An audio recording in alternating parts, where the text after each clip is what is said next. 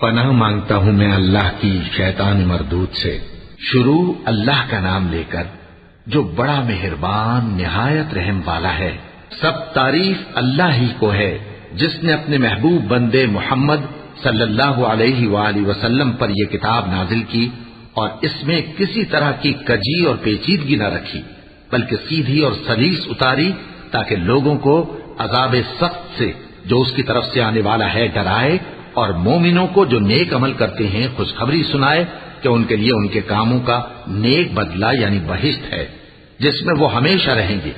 اور ان لوگوں کو بھی ڈرائے جو کہتے ہیں کہ اللہ نے کسی کو بیٹا بنا لیا ہے۔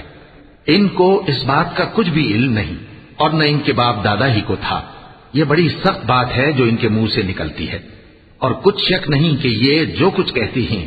محض جھوٹ ہے۔ اے پیغمبر، اگر یہ اس کلام پر ایمان نہ لائیں تو شاید تم ان کے پیچھے رنج کر کر کے اپنے تئیں ہلاک کر دو گے۔ جو چیز زمین پر ہے ہم نے اس کو زمین کے لیے زینت بنایا ہے تاکہ لوگوں کی آزمائش کریں کہ ان میں کون اچھے عمل کرنے والا ہے، اور جو چیز زمین پر ہے ہم اس کو نابود کر کے بنجر میدان کر دیں گے۔ کیا تم خیال کرتے ہو کہ غار اور لوح والے ہماری نشانیوں میں سے عجیب تھے؟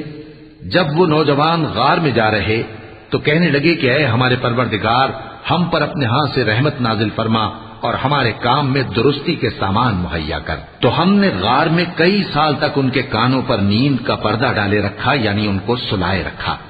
پھر ان کو جگا اٹھایا تاکہ معلوم کریں کہ جتنی مدت وہ غار میں رہے دونوں جماعتوں میں سے اس کی مقدار کس کو خوب یاد ہے۔ ہم ان کے حالات تم سے صحیح صحیح بیان کرتے ہیں۔ وہ کئی نوجوان تھے جو اپنے پروردگار پر ایمان لائے تھے، اور ہم نے ان کو اور زیادہ ہدایت دی تھی اور ان کے دلوں کو مربوط یعنی مضبوط کر دیا۔ جب وہ اٹھ کھڑے ہوئے تو کہنے لگے کہ ہمارا پروردگار آسمانوں اور زمین کا مالک ہے، ہم اس کے سوا کسی کو معبود سمجھ کر نہ پکاریں گے۔ اگر ایسا کیا تو اس وقت ہم نے بے عقلی کی بات کی۔ ان ہماری قوم کے لوگوں نے اس کے سوا اور معبود بنا رکھے ہیں، بھلا یہ ان کے معبود ہونے پر کوئی کھلی دلیل کیوں نہیں لاتے؟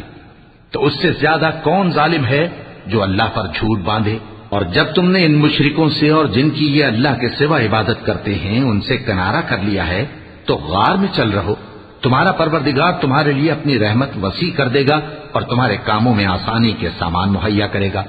اور جب سورج نکلے تو تم دیکھو کہ دھوپ ان کے غار سے داہنی طرف سمٹ جائے،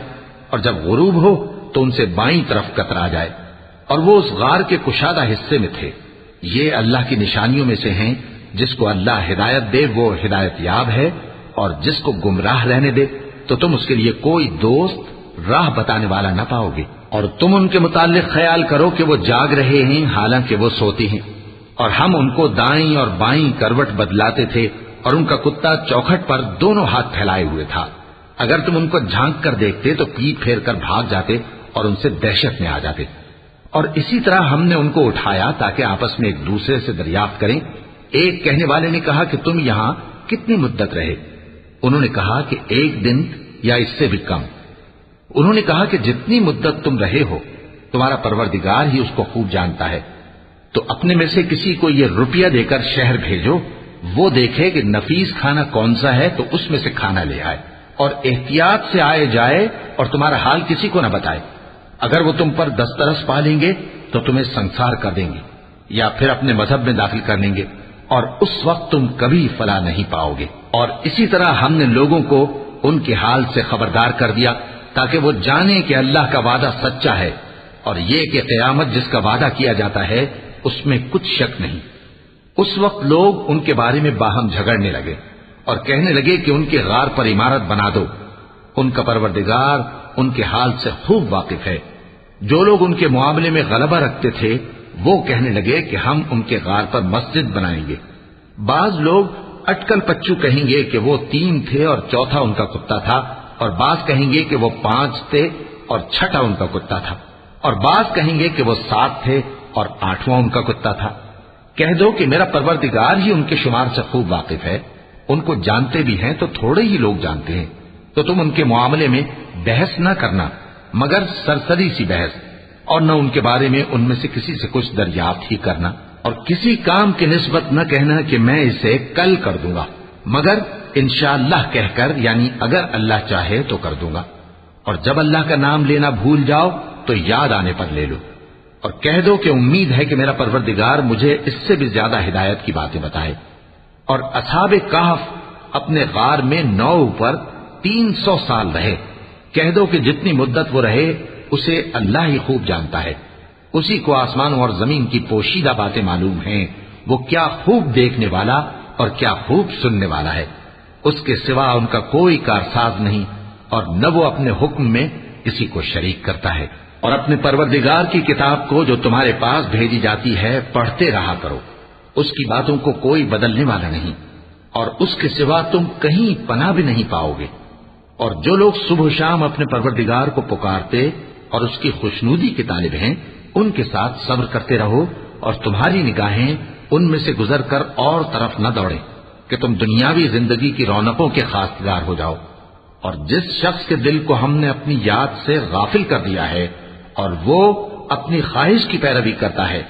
اور اس کا کام حد سے بڑھ گیا ہے، اس کا کہا نہ ماننا، اور کہہ دو کہ لوگوں یہ قرآن تمہارے پروردگار کی طرف سے برحق ہے، تو جو چاہے ایمان لائے اور جو چاہے کافر رہے۔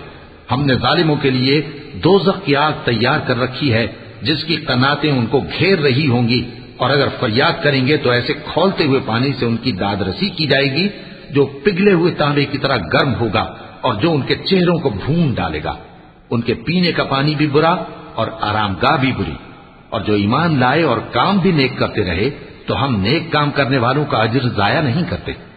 ایسے لوگوں کے لیے ہمیشہ رہنے کے باغ ہیں جن میں ان کے محلوں کے نیچے نہریں بہ رہی ہیں، ان کو وہاں سونے کے کنگن پہنائے جائیں گے، اور وہ باریک دیبا اور اطلس کے سبز کپڑے پہنا کریں گے،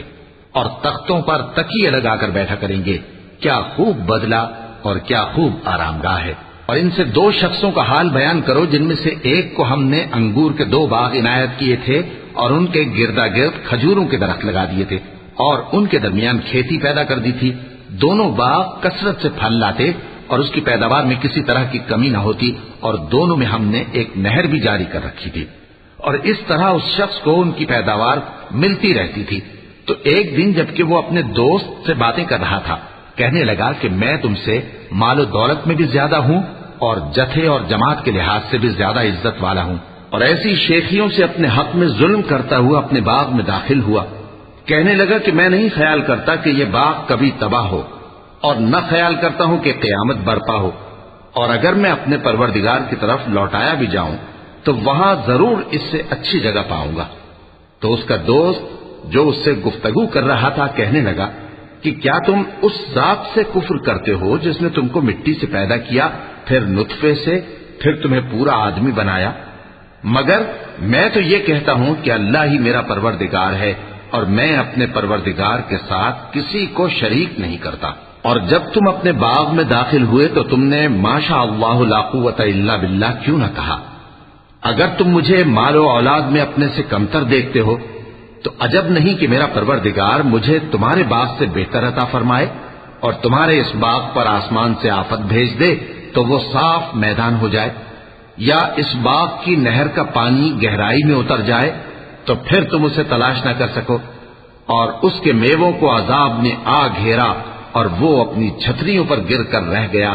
تو جو مال اس نے اس پر خرچ کیا تھا اس پر حسرت سے ہاتھ ملنے لگا اور کہنے لگا کہ کاش میں اپنے پروردگار کے ساتھ کسی کو شریک نہ بناتا۔ اس وقت اللہ کے سوا کوئی جماعت اس کی مددگار نہ ہوئی اور نہ وہ بدلہ لے سکا۔ یہاں سے ثابت ہوا کہ حکومت سب اللہ کی ہے، جو معبود برحق ہے وہی بہترین ثواب عطا کرنے والا اور بہترین انجام لانے والا ہے۔ اور ان سے دنیا کی زندگی کی مثال بھی بیان کر دو کہ وہ ایسی ہے جیسے پانی جسے ہم نے آسمان سے برسایا تو اس کے ساتھ زمین کی پیداوار مل کر نکلی، پھر وہ چورا چورا ہو گئی کہ ہوائیں اسے اڑاتی پھرتی ہیں،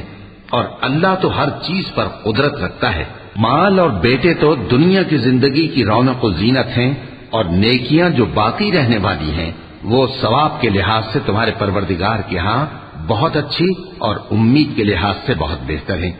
اور جس دن ہم پہاڑوں کو چلائیں گے اور تم زمین کو صاف میدان دیکھو گے اور ان لوگوں کو ہم جمع کر لیں گے تو ان میں سے کسی کو بھی نہیں چھوڑیں گے، اور سب تمہارے پروردگار کے سامنے صف باندھ کر لائے جائیں گے۔ تو ہم ان سے کہیں گے کہ جس طرح ہم نے تم کو پہلی بار پیدا کیا تھا اسی طرح آج تم ہمارے سامنے آئے، لیکن تم نے تو یہ خیال کر رکھا تھا کہ ہم نے تمہارے لیے قیامت کا کوئی وقت مقرر ہی نہیں کیا، اور اعمال کی کتاب کھول کر رکھی جائے گی تو تم گناہگاروں کو دیکھو گے کہ جو کچھ اس میں لکھا ہوگا اس سے ڈر رہے ہوں گے، اور کہیں گے ہائے شامت، یہ کیسی کتاب ہے کہ نہ چھوٹی بات کو چھوڑتی ہے نہ بڑی کو، کوئی بات بھی نہیں مگر اسے لکھ رکھا ہے، اور جو جو عمل کیے ہوں گے سب کو حاضر پائیں گے، اور تمہارا پروردگار کسی پر ظلم نہیں کرے گا۔